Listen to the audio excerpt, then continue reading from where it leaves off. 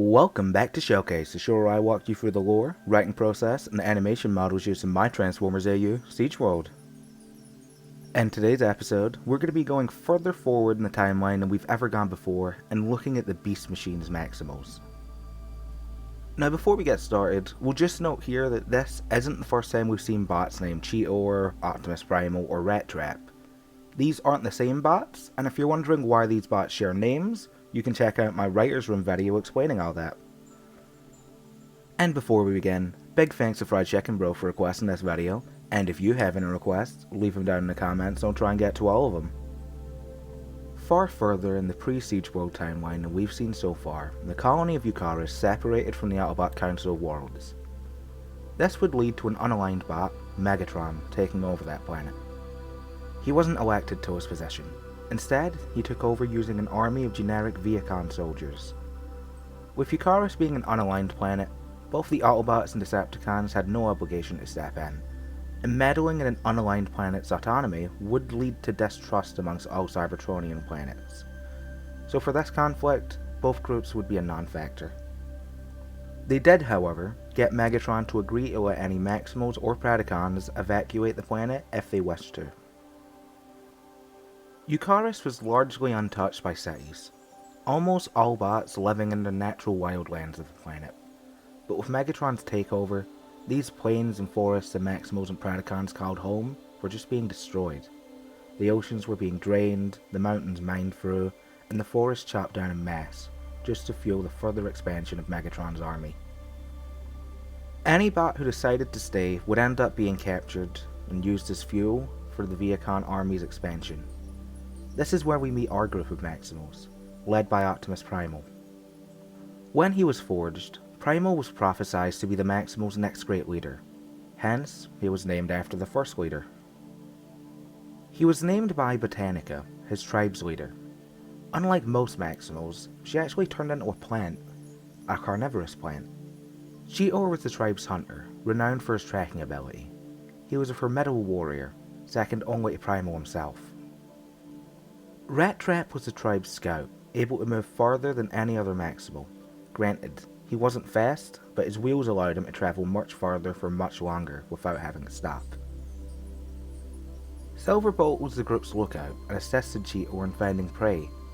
Due to his distance during hunting sessions, he felt left out, but one member of the group did her best to make him feel included. Black Arachnia. She handled the group's traps, and rarely took part in any hunts, so she felt a kinship with Silverbolt. A kinship that blossomed into a relationship, and eventually, the two becoming conjuncts Endura. Finally, there was Nightscream. He was originally a member of a Predacon tribe, one that Botanica's group was on good terms with. During a hunting trip, the rest of his tribe would be killed on a rock slide. Nightscream would be taken in by Botanica's group. They all treated him well, but he just couldn't help but feel different from them. Botanica's tribe would refuse to leave their home, and with the prophecy, they all had faith in Primal. When Megatron's forces made their way to the tribe's home, they were given one last chance to leave, but Primal insisted they stay. This led to Botanica being captured and Primal knocked out, but Cheetor managed to drag Primal away before he could be captured. At first, this angered Primal. He blamed Cheetor for Botanica's capture, but after calming himself, he made it his mission to free Botanica. The group would start a long guerrilla war, freeing many bots from prison camps along the way. At the start, they were just a non-issue to Megatron, but as he freed more and more bots and those bots began forming their own groups, they became enough of a problem to devote some Viacon forces to hunting them down. They managed to evade their hunters for a time, till they heard information of Botanica's location. Cheetor thought this was a trap, but Primal was convinced they could get her back. In his mind, it was Cheetor's fault they lost her in the first place, and he wasn't going to let him hold him back. When they stormed the base Botanica was supposedly being held in, it just seemed too easy. This was supposedly Megatron's most secure facility, and they had broken in like it was nothing. When they made it to Botanica's cell, the light security made sense. Botanica was dead. This whole base had been set up as a trap. Silverbolt was the first to enter the cell, as the door slammed shut behind him. Nightscream was first to realize this was a trap. He transformed and tried to make his escape through a skylight in the roof, but as he exited, he was shot down and killed by an entire fleet of jet Viacons. Primal seemed frozen with fear. Cheetor took charge of the tribe as he ordered a retreat. He and Rat Trap ran deeper into the base, followed soon after by Primal. Wackarectia stayed behind, trying to free Silverbolt, but she would be killed as Silverbolt watched, trying desperately to get the cell doors open. Rat Trap managed to find a small vent they could escape from, but Primal wouldn't fit. Cheetor had already saved him once, and it just led to most of his tribe, his family, being killed in Primal's crusade. He wouldn't allow him to risk his or Rat Trap's lives any further.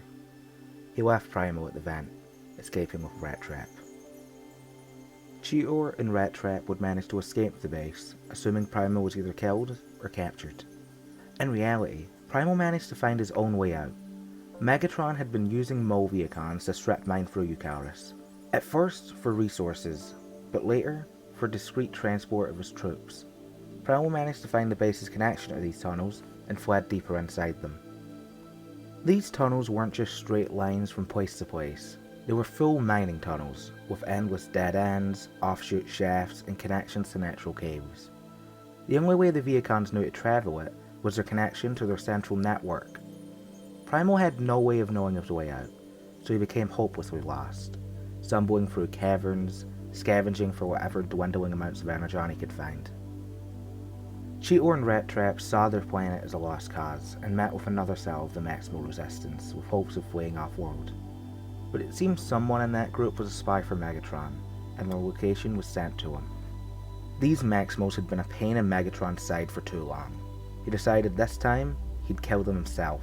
First, he took Silverbolt, and over weeks broke him down mentally and physically, convincing him that it was the Maximals that caused the death of Wackarectia.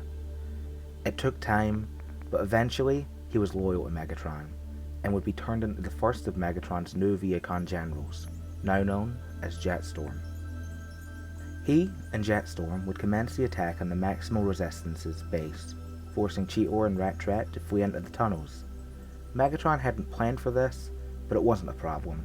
He had those tunnels mapped out perfectly. Cheetor and Rat Trap would end up stumbling into a large buried city, remnants of the original Cybertronian colony on the planet that had destroyed itself in war millions of years ago. It would be in these ruins that they reunited with Primal. It seemed he'd gone mad in the caverns, a shell of his former self. The reunion was cut short when they were found by Megatron and Jetstorm. It seemed these caverns were too deep for the Viacon armies to stay connected to the network, but Megatron knew he and Jetstorm would be far more than enough to kill these terrorists. The fight was short. Rat Trap took on Jetstorm, jumping on his back and managing to steer him into a pool of toxic energon, killing them both. Primal and Cheetor would team up to take down Megatron. It was a hard fight, with Primal being knocked out and losing an arm, but Cheetor managed to launch Megatron into another pool of toxic energon. Cheetor left that cavern, and would eventually manage to make his way out of the tunnels, but Megatron survived. He crawled out of the pool, scarred and barely functional, clawing his way over at Primal and tearing him apart, using his parts to survive. He would shed his organic parts in the process, which would later mutate, forming a new being of their own. But for now, that's the Maximals story. And that's the Beast Machine's Maximals. So far these guys haven't appeared on Siege World, but I do plan on having some of them appear at some point in the future. So this one left off on a bit of a cliffhanger. I thought with most of the Maximals being dead at this point that this was a good place to leave off. I do have the rest of this story written out, and I do plan on revisiting it sometime in the future. Maybe a couple weeks, maybe a month from now. If there's a lot of demand, I'll do it a bit faster. But yeah, for now, that's all we've seen from the Max. For the writing process, Primal's pretty different from the original. With him being told since he was forged that he was the Maximal's next great leader, he just kind of assumed everything would fall into place for him. He was naturally strong, fueling these delusions even more. His confidence got him pretty far, having many bots believe that he would actually save the planet. But confidence can only get you so far. There isn't actually a chosen one who would lead the Maximals out of these dark times. But Cheetor would be the closest, stepping up in their time of need. He's kind of similar to the original, with him taking over the Maximals after Primal. I want to have a lot more conflict between Cheetor and Primal. Primal blames him for Botanica being captured, and Cheetor blames Primal for the death of the rest of the tribe. Botanica didn't really get much here. I made her a bit more like Codexia from IDW 2019. I'm really interested in exploring her more in the future, maybe in a spotlight. She did die pretty early, so I'd love to give her a bit more story. Rat Trap's pretty average. At least in Beast Machines I see him as a bit more of a coward. Cheetor has his reasons to abandon Primal. Rat Trap didn't. He just wanted to escape. He didn't care who else made it. He would have left even if Cheetor was being left behind. I feel like he did make up for it in the end, essentially sacrificing himself to kill Jetstorm, and, as a result, put Silverbolt to rest. Silverbolt and Black Arachnia keep their relationship.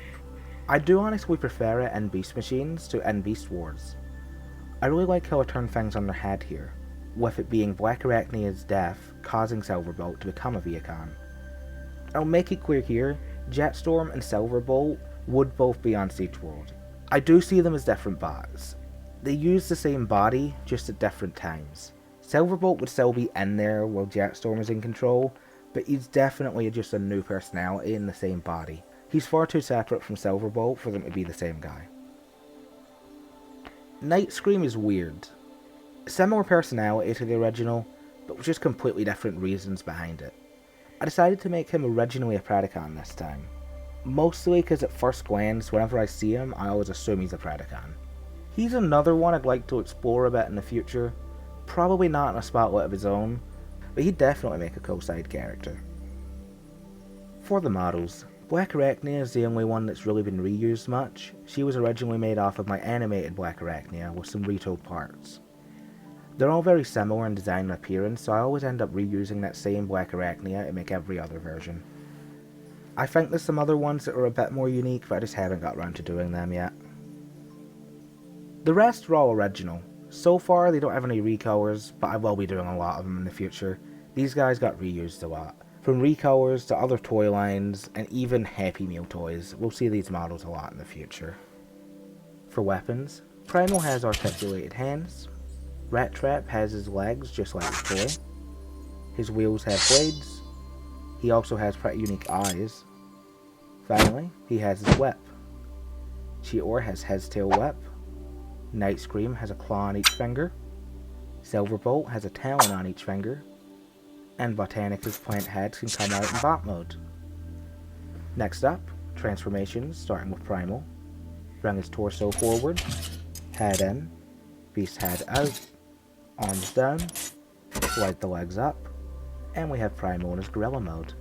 Next, Rat Trap, bring his legs up, lay him flat, head in, arms back, paws out, flies up, bring the torso out, head out, front arms out, finally connect the tail, and we have Rat Trap in his rat mode. Next, Cheetor, lay him flat, head in, arms down, legs up, connect the tail, bring the beast head out, and we have Cheetor in his cheetah mode. Next, Night Scream, lay him flat, head in, arms down to form the legs, leg up to form the arms, beast head out, and we have Night Scream in his beast mode.